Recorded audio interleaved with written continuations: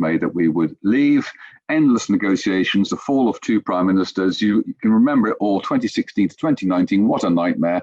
All of our politics dominated by Brexit. House of Commons got completely snarled up and gridlocked.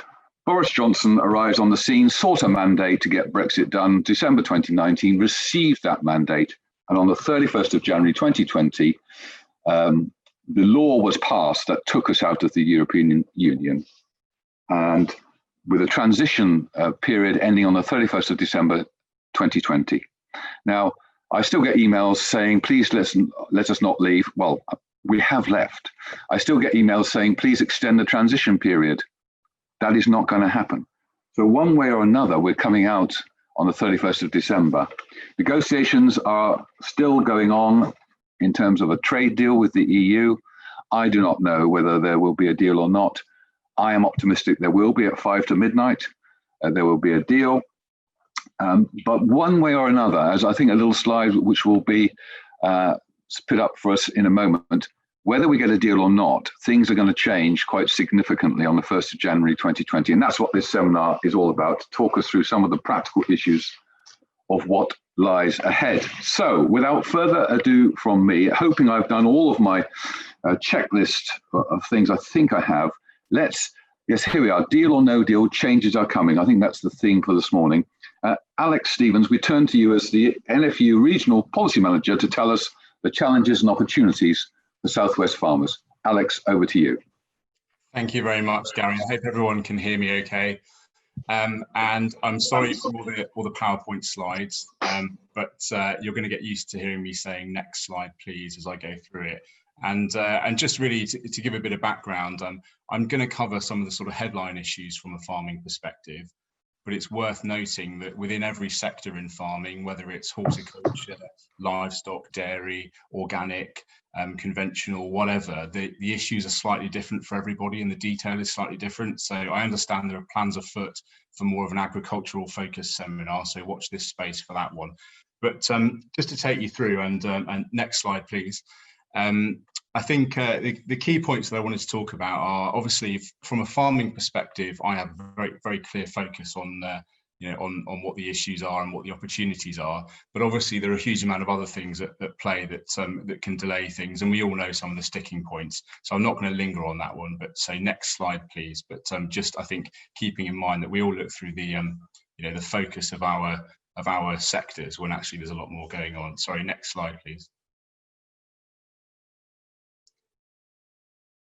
So I think echoing Gary's point, we've had a government elected on the basis of getting it done, and I think for that reason, and aside from the fact that it's now enshrined in law, we're not going to be extending transition. We're not going to be going backwards.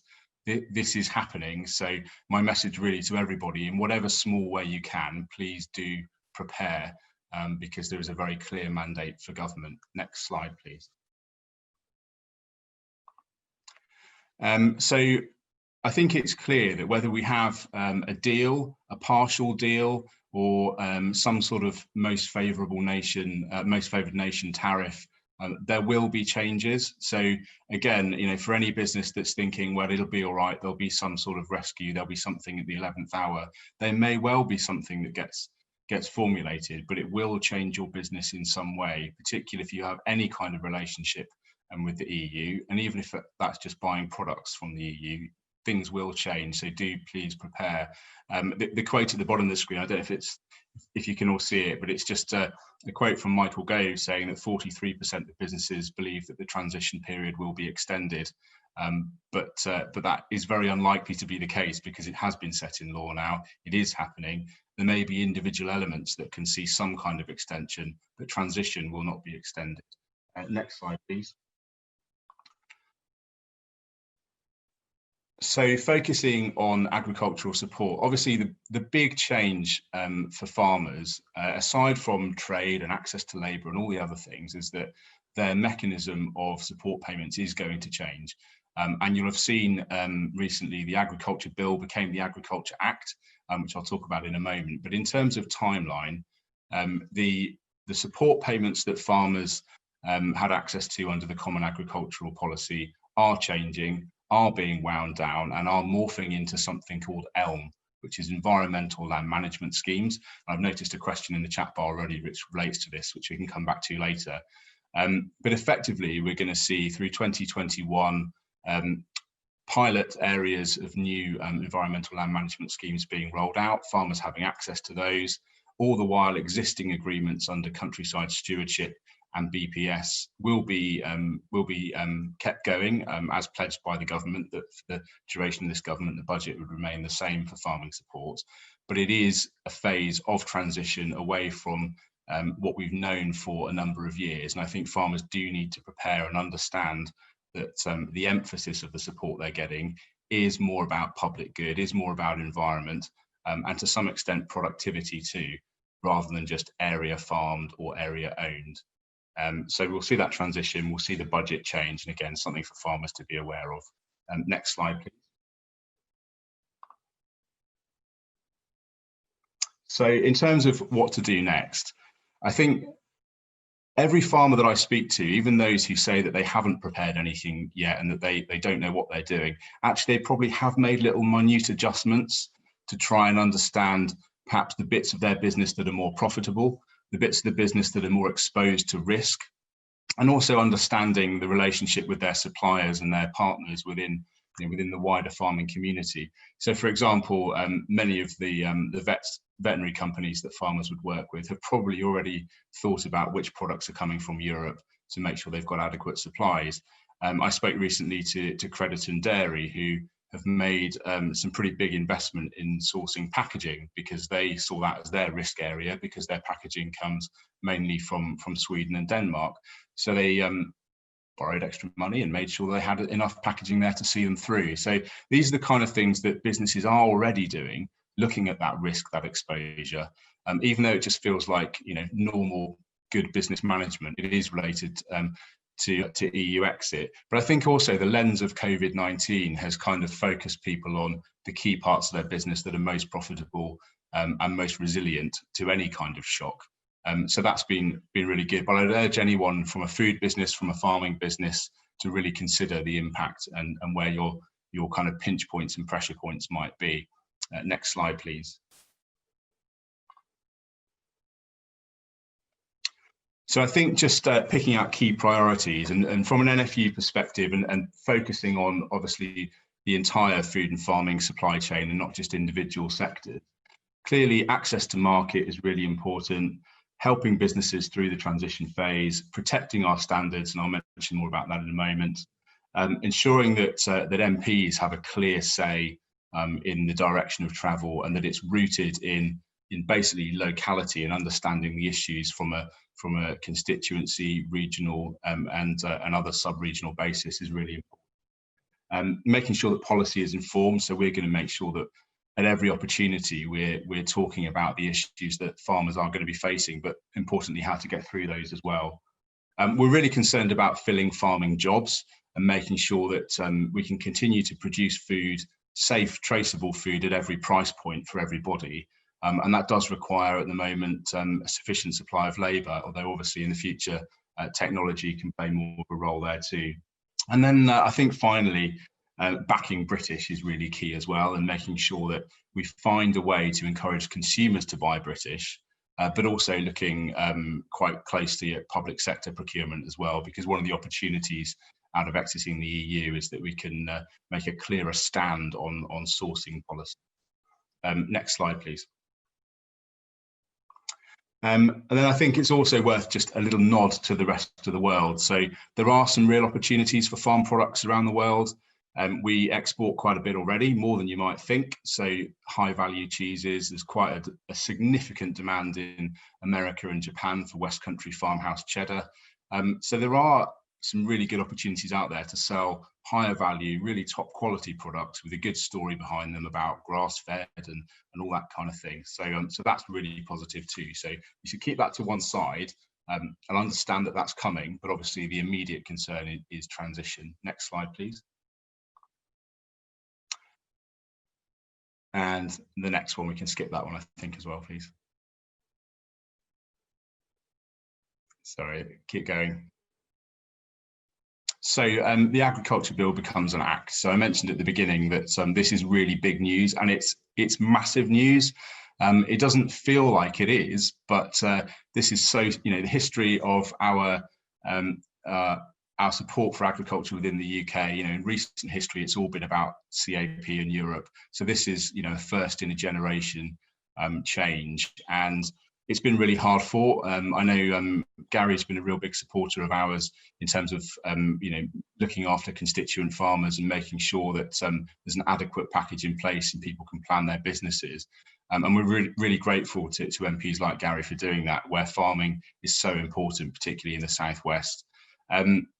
Key for us has been about safeguarding standards and making sure that we're not either being undercut by products produced to standards that are not necessarily lacking in safety, but just different to our own and perhaps not what our consumers expect to buy, but also making sure that our standards have a way of being rewarded by the market.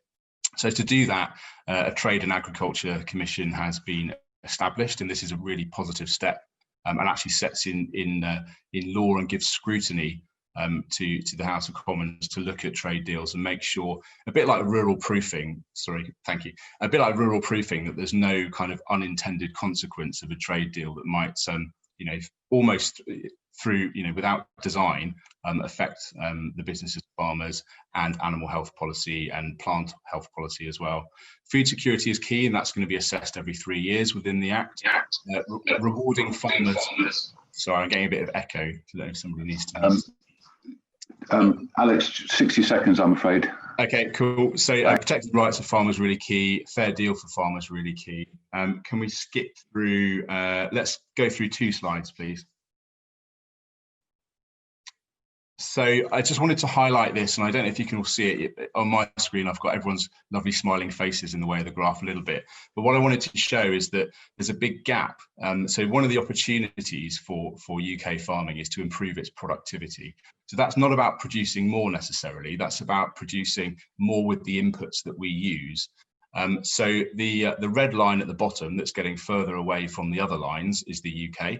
And you can see that against our competitors, in terms of total factor productivity, so the farming product we produce for all the inputs that we put in, we are lagging behind. And I think research and development, getting agri-tech back through the farm gate and improving our productivity is going to be really key to doing that, and also key to unlocking those pieces of land that perhaps are more appropriate for wildlife and the environment, to make sure we're producing the right thing in the right place. Next slide, please.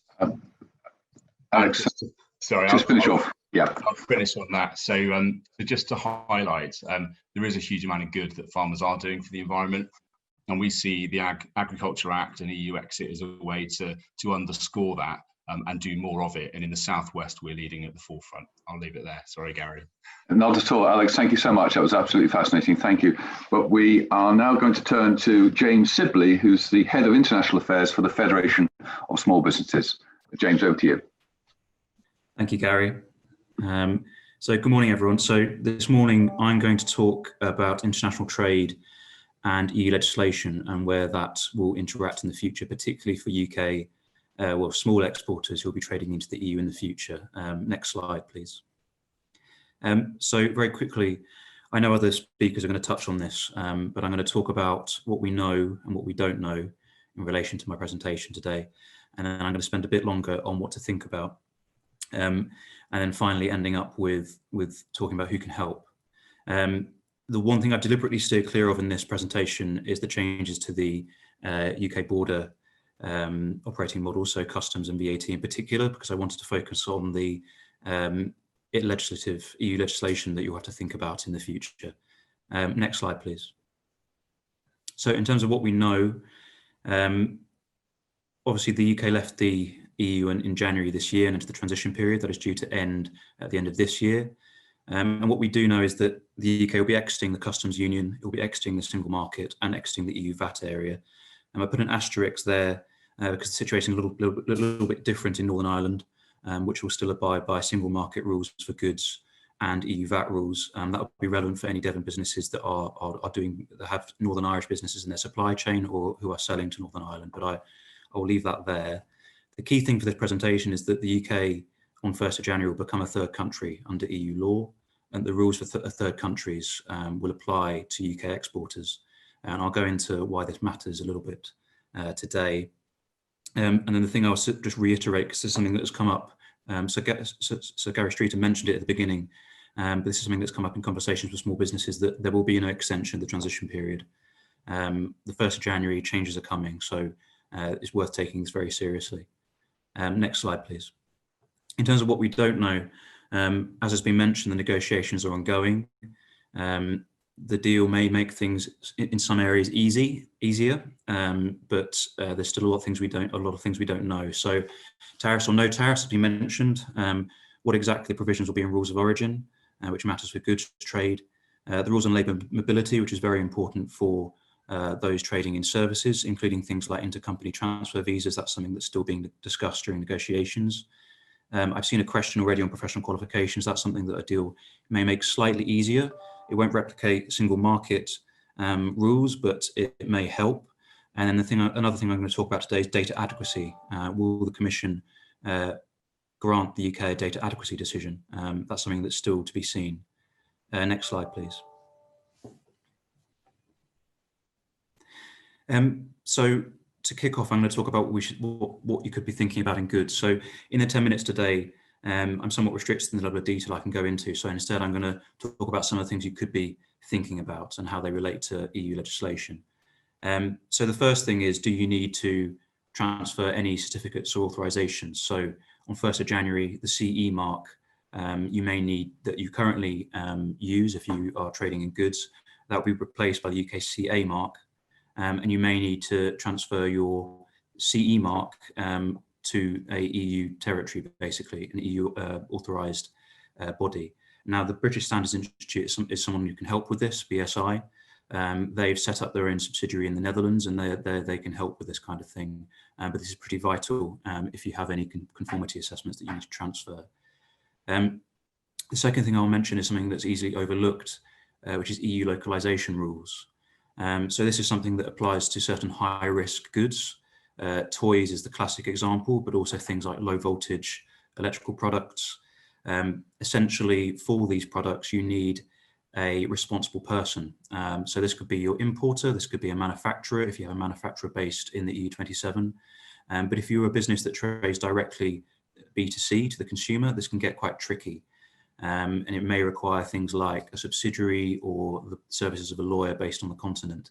So this is something you need to think about. It's only certain high-risk products, but it's something that can make a huge difference, because it's related to the next point I make there.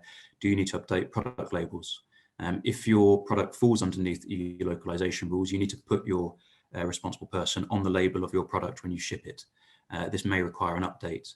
The other thing in product labeling, you'll no longer be able to use things like made in EU. So if that's something you put on your products, that would need updating. There's also things like EU organic for certain food products that, again, will need changing. The other thing to mention is, which will only apply to a few things, but it's still important, is whether your goods will fall under any prohibitions or restrictions. So this will not be relevant for many, many people, but for instance, if you are involved in shipping waste to the continent, that is something that will fall under this, and you'll need to check the rules in your area. And then the final thing I'll mention is IP. So under the withdrawal agreement, existing IP is respected, but if you need to register any IP in the future, you'll need to do this in the EU. So trademarks, patents, copyrights, that's something that if you have a UK registration, you also need one in the EU. Next slide, please. So what to think of in the area of services? I think this is something that's actually been a little bit overlooked in the debate on Brexit, on the future relationship with the EU. So I'll go into a little bit here. The first thing I'll say is, the question you should ask yourself is do you need to assess your contracts? Do you need to assess jurisdiction? Do you need to update terms relating to data, which is something I'll go into in just a second. The other thing is professional qualifications. I mentioned it earlier, but if you are a services business that trades using and relies on your professional qualification, you need to think about whether it will be recognised in the future. So, like I say, the UK will be leaving the single market. the single market is not perfect for services, but there are certain freedoms it grants you in terms of professional qualifications, and a free trade agreement may not replicate this. In fact, in all likelihood, it won't. So it may be the case that you need to assess on an individual market basis whether you can get your professional qualification recognised. And that's something you can do now. The other thing I'll mention is whether you'll be able to deliver services in person, whether it's you or your employees. So labour market rules are still something that's under negotiation. This can include things like intercompany transfer visas, which could be useful if you have a subsidiary on the continent, you're moving employees back and forth. The other thing is whether what you do in terms of your service provision is going to be covered by the visa waiver that is going to exist from 1st of January. And this is something which is quite complicated because it varies from member state to member state. I'll give an example. In France, for instance, if you go to France and attend a trade show, a trade fair, just attending it and standing on your stand at the trade fair is fine underneath the visa waiver. If you are meeting with customers and you sign a deal, that's a bit of a grey area. But if you are actually involved in setting up your stand, so setting up posters, setting up the table, that actually constitutes work underneath French law, and you need a work permit.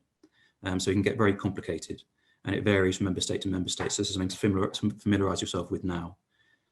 Something that can help in all of this is potentially an EU office or subsidiary. This is something to think about. I've spoken to many small businesses in our membership who've done this. It can help with the delivery of services. It can also help with things like VAT. And again, IP is crucial in delivery of services, and I mentioned that before, but that's also something to consider. Next slide, please. So the kind of black gold of the modern economy now is data, and this is something that is pretty crucial. Like I mentioned, it's not certain currently whether the UK will be granted an adequacy decision. Currently, as a member of the single market, we're covered by GDPR, but in the future, unless there's an adequacy decision, this will change. So the things to think about are whether you receive data from any organisations based in the EU, and if you do you need to update your customer or supplier contracts, and do you need to put in place standard contractual clauses? And if you do, are you putting in place the right ones? So this is something that I would recommend you work with your lawyer on, because this is pretty much the only way that you'll be able to receive data from organisations based in the EU in the future if there is not an adequacy decision. Next slide, please. So very quickly in the 10 minutes I have, those were some things to think about. I'm just going to briefly talk about who can help. So obviously FSB, the Federation of Small Businesses, we're here. We've set up a transition hub, which you can see on our website. If you are a member, you have as a right of membership, a legal helpline, which includes things like advice on changes to employment and immigration. That's been something that people have been calling in en masse about. But beyond that, obviously you have the central government services. So gov.uk has got a Check, Change, Go service, which I recommend everyone looks at. When it comes to exporting, your international trade advisor, the kind of local rep for the Department for International Trade, can help, as can government agencies. On data, I recommend looking at the ICO, for instance. Local government, we're going to be hearing from your local enterprise partnership later. But the ones I'd pull out here, so your sectoral trade association can be pretty vital. I mean, FSB is not precious. We know that our members are going to also be members of other bodies, and your sectoral trade association is probably going to be the best bet for the specifics of your sector. I will leave it there for now because I think my 10 minutes is up. Thank you, James. I'll take questions later. Thank you. Thank you very much indeed, James. There's lots for people to get their heads around there, and it's good that people like you are out there to help us. We now turn to Sarah Holmes, who's the legal director of Womble Bond Dickinson. Sarah. Thank you very much, Sir Gary. So I am going to cover today a look at the known knowns, the known unknowns, and the unknown unknowns as the 31st of December approaches. The law is all about formal relationships. So for all legal entities, whether it's a government, a trade body, the European Union, individuals, businesses, legal frameworks govern our formal relationships, and we know what those are. And so I'm going to take a look at what we do know and what we don't know as we approach the end of the year in that context. I studied for a master's degree in my specialist area, which included European law specifically because I deal with a lot of European law and I realized I needed to understand how it worked. And I sit on the WBD Brexit Working Party, which has been working across all the legal sectors that are legal service sectors affected by this. And I've personally been working on what leaving the European Union would mean since November 2015. So next slide, please. So, as Winston Churchill said, united wishes and goodwill cannot overcome brute facts. The withdrawal agreement, which Boris Johnson, on which he stood last year and which has been signed, it's an internationally binding legal agreement, commits to the cessation of the United Kingdom as a single internal market from the end of this year. And that is because it commits to the erection of trade barriers between Great Britain and Northern Ireland. And those have quite a significant impact on the flow of goods and services across the Irish Sea. We've heard already about the erection of the customs barriers and the regulatory borders. Next slide, please.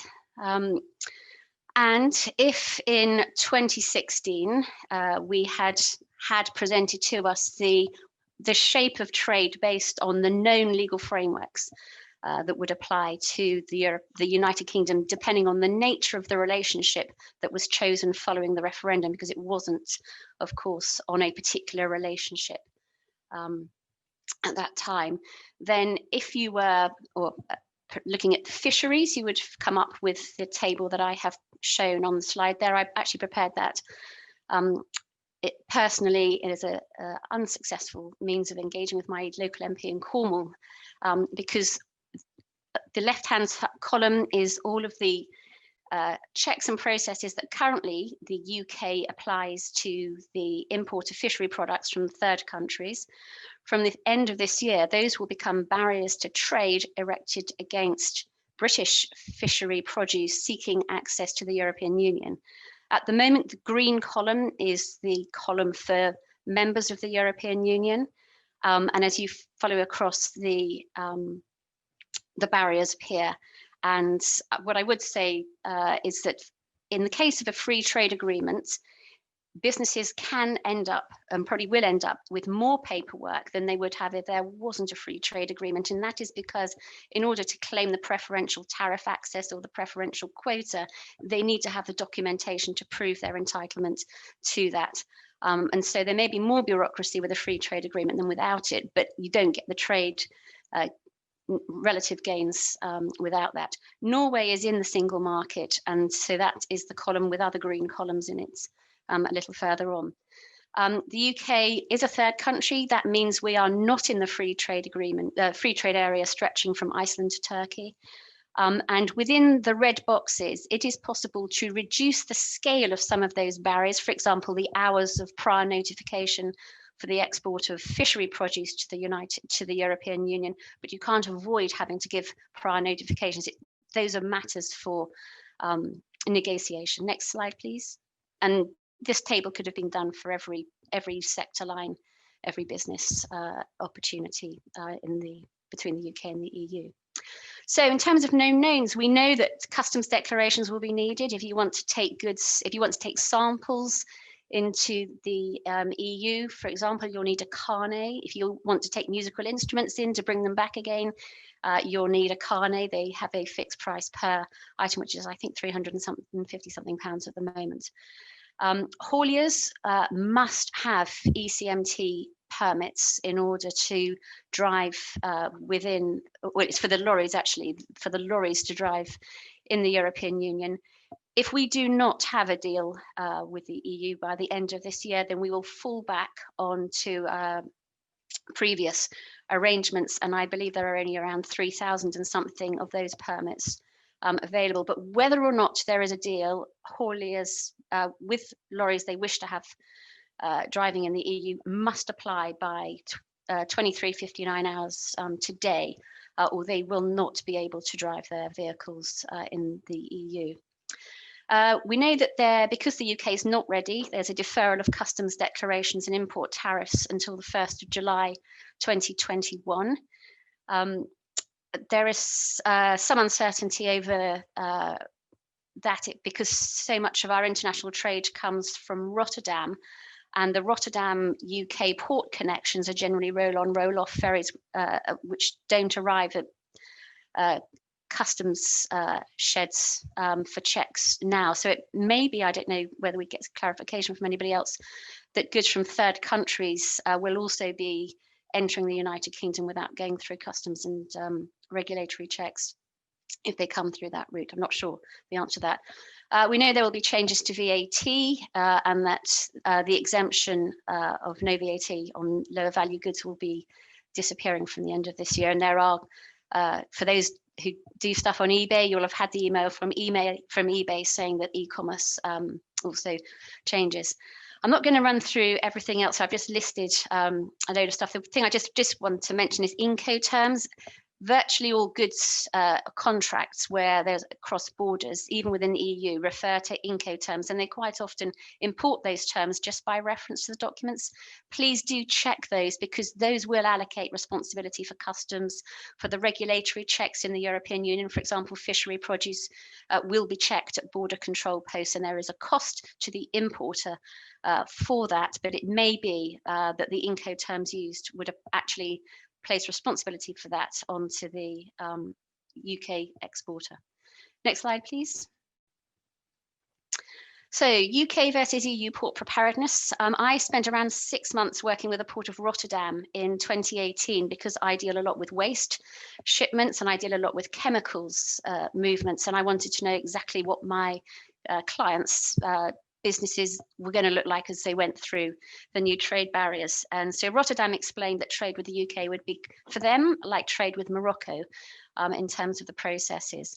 I've put on the UK side, left-hand side of that. That flow chart was produced by the Freight Transport Association, now Logistics UK, in 2017, showing before and after processes. I put at the bottom the AmCham EU. I work for a transatlantic law firm. The US has invested hundreds of billions of dollars in the United Kingdom, and that is their perspective on what they want out of a trade deal, which is not largely going to be achieved, I'm afraid. But the EU ports are ready. They will be applying customs checks and regulatory checks on UK exporters from the first of the year, and they have all produced, because the ports are effectively in competition with each other, they've produced their own guides. Next slide, please. Okay, so the nearest third countries to the UK as regards trading with the EU are Russia, Ukraine, and Morocco, and the border control points for those countries, Ukraine and Russia, have the waiting times for the freight as they wait to go through customs and the regulatory checks. Those are updated all the time. So I've just put those up there for information. Next slide, please. Known unknowns. What don't we know? We don't actually know what the UK's trade policy is. We don't have a written trade policy, unlike the EU and unlike our other prospective trade partners. That means British business is very much on the back foot now in terms of where it makes its investments. We don't know whether there will be an EU or UK deal on trade. Free ports, we've done a lot of work. I've got a colleague who's a real expert on free ports. We could have free ports whilst we were members of the European Union, we didn't need them. Depending on whether or not there's a deal with the EU, they may become necessary or vital, but only for very particular sectors. We don't yet know whether there are enough ECMTs. There are multiple unknown issues regarding the GB Northern Ireland border, but the harder the Brexit we have, the greater the barriers to the flow of goods across that border will be. Just mention animal welfare standards. Animal welfare is not recognised by the World Trade Organization as a measure, as a reason for a member of the WTO to reject goods from another country. And some of the trade gurus have shown the route through which the US and other countries that don't apply animal welfare standards would use to through the WTO disputes mechanism to compel the UK to accept their goods that don't meet our animal welfare standards. We don't yet know the detail of, or whether we will have been able to roll over the whole load of trade agreements that we will have lost access to. There's uncertainties over the basis on which goods will circulate in the European Economic Area from the end of this year and how disputes will be resolved. And there are still uncertainties over the system for geographical indications. Next slide, please. So trade deal or no trade deal, there's an awful lot riding on it. Please do not believe anybody who tells you that it won't matter if we don't have a deal. It will matter a lot. And I have just listed there some of the issues to which it will make a big difference. Next slide, please. Unknown unknowns. Well, actually, because of the rule-based international trade system and the laws of the single market, there is little in terms of the consequences of leaving the EU that wasn't a known known or a known unknown in 2016. But the problem is, who knew what those consequences were, because they weren't actually explained to us. We've been working with businesses since 2016 on adapting to life outside the single market and outside the customs union. Huge changes to business operating models made as a direct result of that, so that they can keep trading as we go into the new year. 30 seconds, please, Sarah. Okay, so I've just quoted Winston Churchill there again. The truth is incontrovertible. The issues that industry and business were crying out about in 2016, 2017, 2018 are still there, and we're now having to confront those. Next slide, please. Margaret Thatcher said 5 years wasn't long for businesses to prepare for the removal of the barriers to trade. I've just put some factors up there as to explain why the UK is so poorly prepared and is not ready. I look out of my window now at the port of Plymouth, where there is no freight ferry service now because the barriers, the infrastructure necessary for trade hasn't been built here, but it has on the Roscoff side, although not for bivalve mollusks and some other fishery produce. So that's next slide, please. End of my presentation. We do have a Brexit hub. We're running some webinars in the next couple of weeks on specific sections of the legal framework. But that's the end of my part. Thank you. Thank you very much indeed, Sarah. Thank you for your expertise. We now turn finally to the Chief Executive of the Heart of the Southwest Local Enterprise Partnership, David Ralph. David, over to you. Hi, morning everybody. So I think I can probably do this in about 5 minutes to allow some questions. I just want to make 3 or 4 sort of key points really. So can we go on to the first slide or next slide, please? Did you hear that? Yeah, thank you. Okay, so the first thing is, this is a point where we are clearly signalling that businesses need to prepare. We are going to do a campaign over the next few weeks. We know there's only 40 odd days to go. We've been given some extra money, which I'll come on to, because there is support and help out there, and some of that's been outlined. But we have a big concern that businesses are not ready, and therefore we are here to try and really push forward that their businesses need to prepare. And we absolutely empathize with it's been a ridiculously difficult year. Revenues are down. People are extraordinarily busy just trying to manage survival and stuff at the moment. But as has been said, this is coming. It's not very far away, and businesses need to prepare. Can we go on to the next slide, please? There is help out there. Some of that's been identified. I'll come on to that a little bit, but one of the things I want to talk about in a bit more detail at the end is the support of the Heart of the Southwest Growth Hub. We've been given some additional money by government to get some more advisors over the next 3 or 4 months to help businesses going forward. So there is lots of hubs, lots of information out there, and there are also some people around who you can talk to if you're a business. But you know, it is important that people start to prepare now. If we go on to the next slide. Okay, so one of the key strengths of the Heart of the Southwest is that there is quite comprehensive coordination going on, which is done through a resilience and opportunities group that's been meeting for quite some time, chaired by the Chief Executive of Devon County Council. It's a joint piece with the LEP, and that includes government officials, business voices, some of the people you've heard today, and local authorities. And that means that we are looking very clearly at what is impacting our area directly. And also it means that we can talk to our MPs about those issues and also talk to ministers. So one of the opportunities we have is at the beginning of next month, we have the Minister for Immigration who is coming along to that meeting. And if people have particular issues they want to understand about immigration, then please let us know some questions and we will put that to the Minister. Now, ideally, we can do that in advance. We're more likely to get an answer. So there is an opportunity here for us to give specific questions to the Minister for Immigration around the impacts of Brexit. As you've heard today, there are some particular contexts around the heart of the Southwest that we are concerned about. I don't need to go into a lot of detail, but obviously food, not just imports and exports, and we've heard a lot of that today about some of the challenges there, but also about just-in-time delivery if there are delays.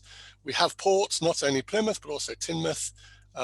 We have a strong manufacturing sector, particularly close to Plymouth.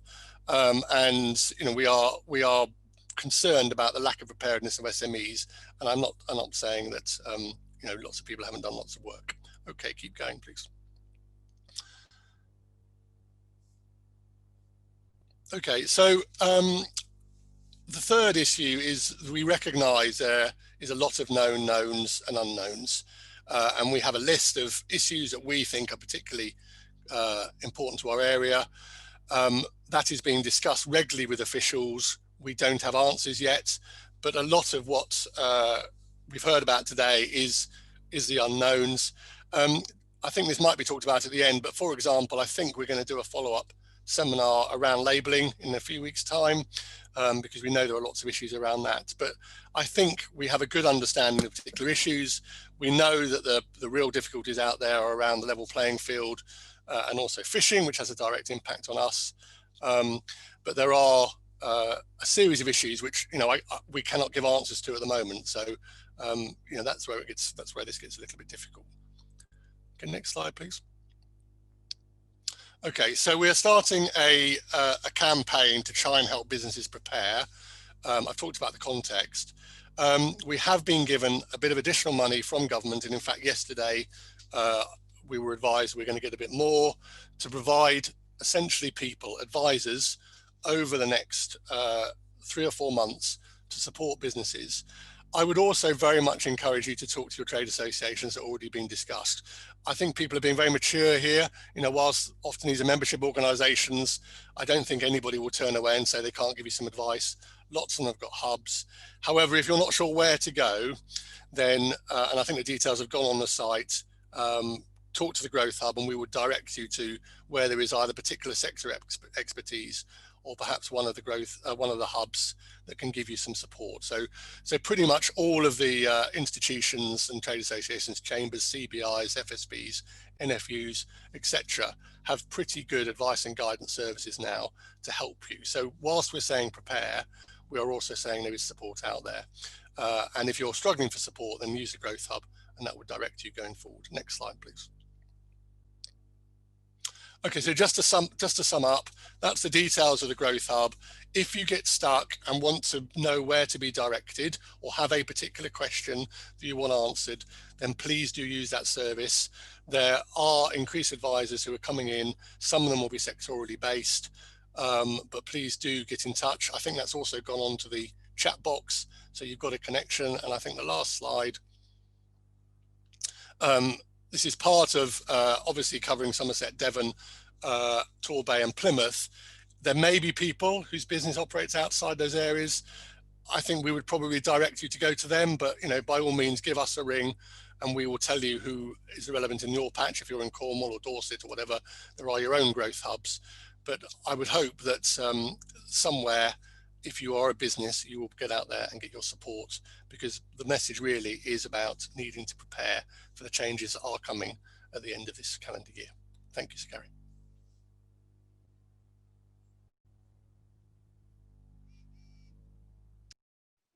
You're on mute, Gary. So sorry. So sorry. Thank you, David. Let me thank you again, this time out loud, for that crunchy, practical presentation. Thanks to all four of our speakers. Actually, that was terrific. Look, we are getting a very clear message here, aren't we, that there are some challenges ahead. There's no doubt about that. Let's rattle through some of the questions as best we can. Now, Rebecca Broad is highly organised, perhaps one of the most organised persons in the world, has typed out her questions before she came. So let's deal with the first one, and Rebecca will come back to the second one if there's time. This is probably to you, Alex, about, should we all scroll through these together? This is how we can ensure the Brexit transition improves wildlife protection, perhaps through nature recovery networks. Alex, you've got 20 seconds. Thank you. Absolutely. We don't want to go backwards on any of these measures. And I think there's a real opportunity to make sure we can put hand in hand producing food with wildlife enhancement and biodiversity enhancement. So absolutely on the money, perfect thing to be talking about, and we need to do it. Thank you. Jeremy Percy has asked whether this is the 5 minutes to midnight deal is going to be the easiest deal in history, or the oven-ready version previously promised. I will take that one. Some people have said some very silly things in the last 3 or 4 years, but we are all grown-ups here. We're looking at the reality hitting us from the 1st of January. So that's all I want to say about that. Now, Jerry Kent has asked a very practical question. He's an architect working in France. Negotiations have not clarified whether his UK qualifications will be still recognised in France after the 31st of December. What should I do to prepare for this? Who would like to take that? Sarah, is this possibly you, or is it James? Someone nod at me. James, have a go. So you can attempt to get your recognition, your qualification recognised in France directly with the French, in this case, architecture body. If there's a deal, this is something that can help with the recognition of qualifications. It's not as simple as the deal signed and everyone's qualifications are recognised. Generally what happens with particularly EU trade deals is that the professional bodies in each market will get together and try and reach agreement. That's something that did happen, for instance, in CETA, the EU-Canada agreement, where also on architecture, the Canadian and EU equivalent architecture bodies reached an agreement. So that's something that could happen. But in the absence of that, I'd suggest looking into the particular situation in France and also possibly speaking to RIBA for advice. Thank you for that, James. Next one is from Christopher Sheath, who asks about EHC for EU movements of fish, which requires vets to carry out physical inspections. He makes the point a bit crazy when we're all being asked to stay at home. Alex, do you want to comment on that one, please? I wish I could, but I'm afraid fish isn't really in my knowledge. But I'm happy to have a dig around afterwards and email something around to anyone. That's kind of you, Alex. Thanks for that. I can yes, take Sarah. That one, actually. Sarah, yeah, please. I have become unexpectedly, because it's not part of my practice area, highly knowledgeable about fish trade, because I have to say, if I had wanted, or not of me, I love Newlyn actually, which is why I want to see a thriving fishing port in Newlyn, where my family is from. The requirement for export health certificates is a requirement globally in fish trade. It's to make sure that fish produce entering a market is fit for purpose. And that is why different countries have different requirements, but it's a very common thing to have. And it is a two-sided of the border process. The fish is checked as it goes out. That's what the export health certificate does, and it needs to be inspected. And if we don't have a deal, I mean, I don't even know what the facilitations that DEFRA are hoping to secure through a deal are, but I did go to the Penzance DEFRA event last year, where I realised that we are effectively giving up control over the quality of our fishery produce to unelected officials at EU border inspection post entry points, because they will inspect the fish there as well, and a certain percentage will be subject to physical inspections. The requirement for export health certificates arises because of the decision to leave the single market, and that is the practical consequence of that political choice. And it's got nothing to do with COVID. It's not the UK government trying to be difficult. It is an unavoidable consequence of not being in the single market, where the loss of the level playing field and the mutual recognition of standards and so on. Thank you very much indeed, Sarah. I hope that's Christopher. I hope that's clarified that for you. So, Sarah, you may want to take the next one too, from Tim, who works for a toy manufacturer. I've just lost it. Where are we? here we are, toy manufacturer in Exeter, store, this is quite a complicated story. Sarah, can you read it? Store non-EU goods, ex-China, in a customs warehouse in Belgium, then ship into the UK, direct to customers, currently yes, one for you, Sarah, I think. Long words that you had already talked about. Indeed, and I have a colleague who is an expert. Well, I have several colleagues who are experts in Incoterms and have been dealing with these. It's not my area of specialism, I'm afraid, so I flag it up. So Tim needs to seek specialist advice. He does need to get. Sorry, Tim. Yeah, it does need specialist advice, I think. Good news for the lawyers. Whenever government do crazy things, good news for lawyers. Concerning Richard, concerning the sound of imported food. Okay, I agree that the president perhaps didn't lead very well when he injected himself with bleach. Someone says thank you to Alex, so we must just check out if whether that was Alex's wife on the line there. Carl has just said, we always think productivity, but what about delicious, high-value, slow food? Let's learn from the Italians who are great at creating and promoting their excellent regional foods. A very good point. Alex, do you want to comment on that at all? Yeah, actually, that and protected food names as well are something that we really need to make sure we maintain as we leave the EU. And we want to see the best food at every price point, and farmers and food producers able to get the best value for it. And slow food is a great option. Selling, grass-fed West Country, beef and lamb as well. All those things have a value to them, and we need to make sure we capitalise on that. Thank you. STMU, important point. How ready are EU companies with regard to new rules and regulations for import of goods into the UK? We've known that we're not necessarily that ready. Who has a view on this? James? I can offer a view. So it's not something I've got data on, but I can say from my experience dealing with other EU companies, it is a mixed picture.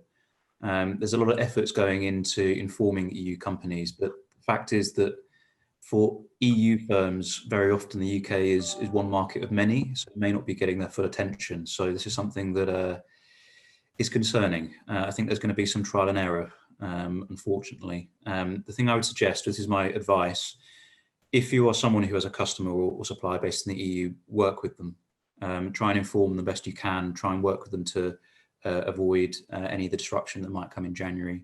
And then for the rest, we'll have to see what happens. Thank you very much for that, James. Jay Wood says, we have a sister company in Poland that supply our main product, CBD. Do we need to add this information to our packaging? James, is that something you know about, or Sarah? So no one's gone. Is this for import into the UK?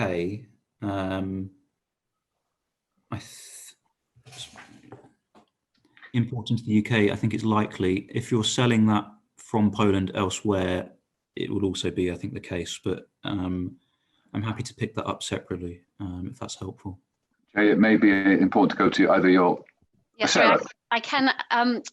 One of my colleagues is a packaging expert, and we've got a free briefing going up on our Brexit blog before the end of this week, and she has put some content on packaging on that. So I hope that will assist. That sounds excellent news. Thank you.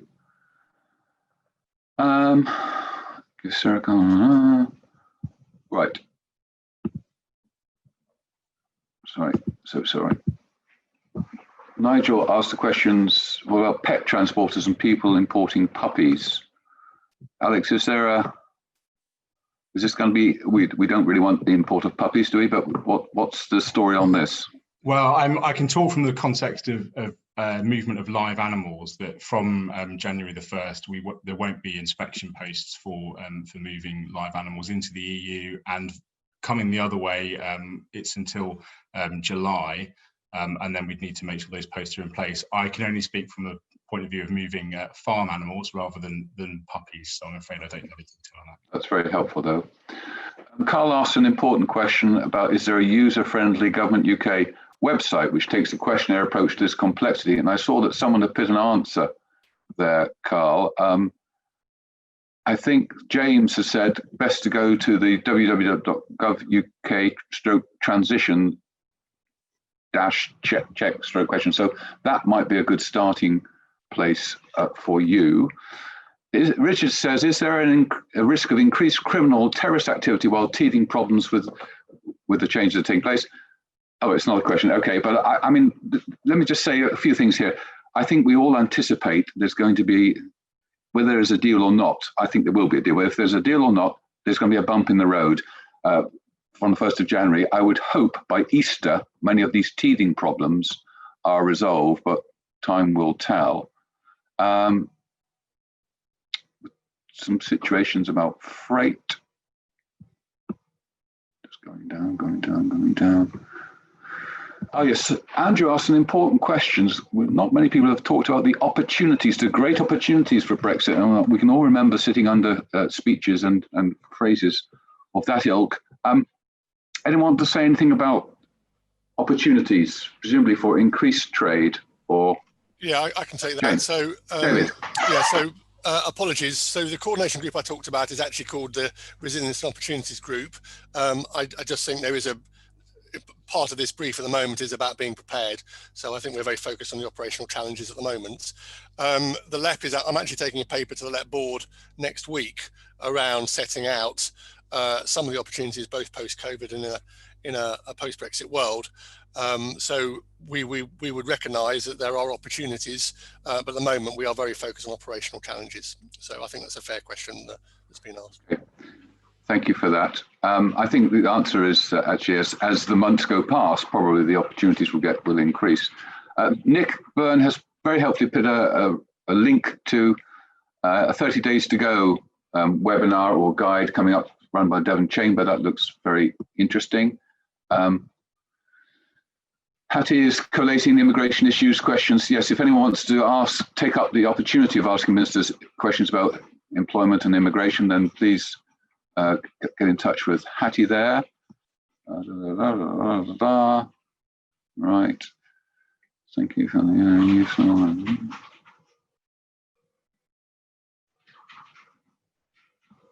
I'm just looking for. Now, unless I'm going crazy here, are there any other questions that I haven't seen? Some of the questions are actually answers to questions, which is very, very helpful. Oh, sorry, Robin Turner, advanced customs declarations are going to be a huge problem for UK fisheries. Is there any information on this, please? Advanced customs declarations.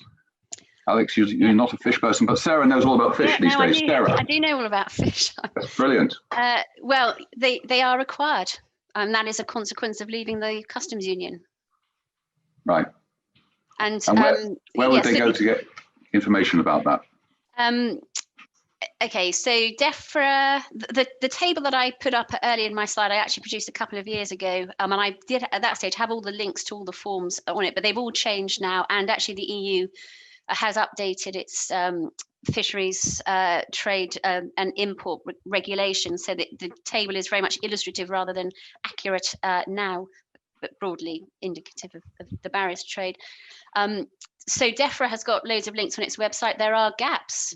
I'm afraid a problem with a lot of the gov.uk websites is that they're useful to a point, but there's a lot of detail and a lot of practicality. It's not until you start trying to fill the forms in that you realise you don't have some of the information that you need, and it's there that the gaps arise. And I think that the fisheries sector generally is finding it very painful at the moment with the realisation of what the consequences of leaving the single market in particular are.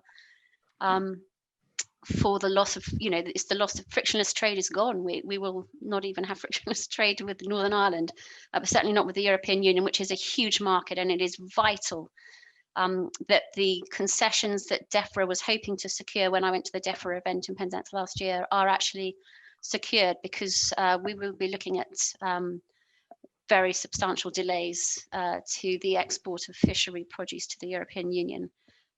Without that, and even then the hours prior notifications that are specified in the EU regulation can be lowered if the member state wishes to do that, but it's a question then of relationships, bilateral relationships, as to whether or not those prior hours notifications will be lowered or not. So thank you, Sarah. Good at negotiating. David wants to come in on this, and then we'll go to the final question. Sorry, it was on a different question actually. We have got some fish expertise, so if we if there are particular questions about fishing, then I can get them answered. So I will pick some of these up. I was just trying to pick up a couple of other questions. So Rebecca's point around regional banking. So actually, immediately prior to this call, I had an update from Tony Greenham, who is leading the South West Mutual Bank proposals. It's one of the reasons I was a couple of minutes late. We are taking a view on whether or not we think this is an opportunity. It both supports social inclusion and also access to finance for SMEs. It's quite a challenging thing to do, to set up a regional bank, but hopefully by what I've promised Tony is sort of by Christmas, we will have an answer around whether or not it's something that we're going to get behind as a region. Individual parts of the region have certainly backed it, but collectively as a region, we haven't decided that. And then the second point was about food, which I also think is an opportunity. This week, so first of all, we've got the Southwest Food Hub, which is a pilot project working directly with the Cabinet Office and Crown Procurement Service on whether or not we can use local food to into things like prisons and hospitals and all the public sector.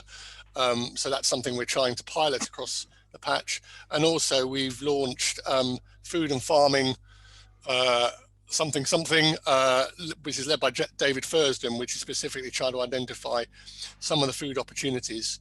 And that's got a working group of which the NFU and ourselves and a few other people are part of the working group to try and take that forward. So those things are going on, and happy to do some follow-ups around that if that would help people. Thank you very much, David. I think that really does deal with Rebecca's second question about the mutual bank in the Southwest, and which I must say, Rebecca, I also support it strongly, as do most of my colleagues. I think we'll call it a day there. We're aiming for 10 past 11. It's now 12 past 11. I'd like to thank once again all of our 4 excellent speakers, and it's just great to know there's so much expertise in the Southwest and available to all of us. So thank you to them. Thank you once again for all of the organisations which have supported today's event, and thanks to the Devon and Plymouth Chamber of Commerce for hosting it. So I think the speakers and myself and Jason are going to stay on board, but everyone else, we wish you a successful and prosperous day, and get out there and get ready for the 1st of January. Thank you.